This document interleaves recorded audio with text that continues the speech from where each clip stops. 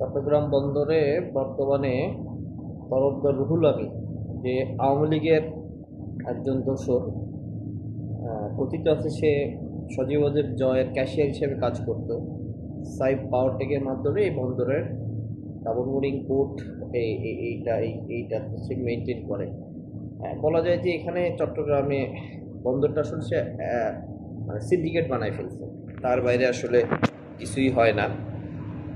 আবার পাশাপাশি বর্তমানে যে আলাপটা উঠছে যে এটা দুবাই বেস একটা বিদেশি কোম্পানির কাছে দিয়ে দেওয়া হবে সাইব পাওয়ারটেক থেকে নিয়ে, এই প্রসেস কিন্তু এই অন্তর্বর্তীকালীন সরকার থেকে করা হয় নাই, বরঞ্চ এইটা বিগত যে আওয়ামী সরকার ছিল তারাই আসলে এটা প্রসেসিং করছিল। এটা এখন ইমপ্লিমেন্টেশনে যাচ্ছে এই অন্তর্বর্তীকালীন সরকার। কিন্তু এইখানে দুটো ব্যাপার আছে। একটা ব্যাপার হচ্ছে সাইব পাওয়ারটেক বা তরফদার রুহুল আমিন সে তো আওয়ামী লীগের লোক, আওয়ামী লীগের সুবিধাভোগী লোক, এবং এখানে এক প্রকার বন্দর খেকো হিসেবে সে পরিচিত। একইভাবে এই বিদেশিদের কাছে চট্টগ্রাম বন্দর আসলে বাংলাদেশের অর্থনীতির হৃৎপিণ্ডের মতো গুরুত্বপূর্ণ।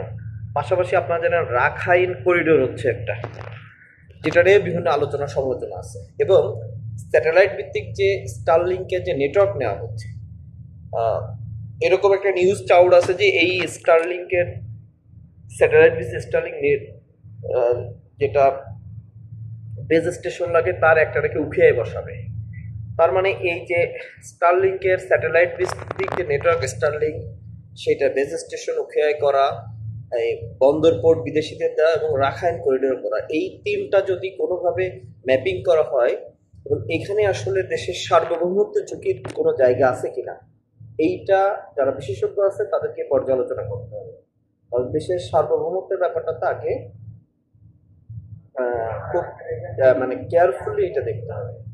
আগে হচ্ছে দেশের সার্বভৌমত্বের ব্যাপার দেখতে হবে। পাশাপাশি আসলে আওয়ামী লীগের দোসর বা একজন বন্দরকে কষে সাইব পাওয়ারটেক তার সে বন্দর চালাক, এটা আমরা চাই না।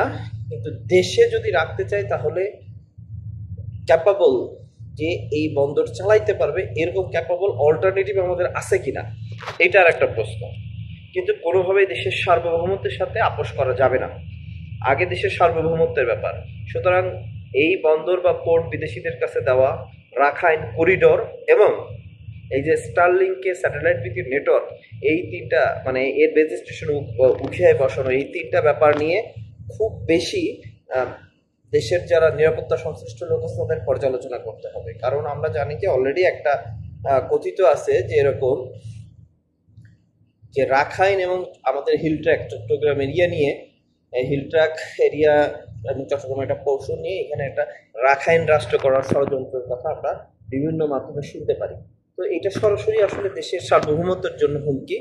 এই জায়গাটায় সর্বোচ্চ ফোকাস থেকে এই বন্দরের ব্যাপারে সিদ্ধান্ত নিতে হবে।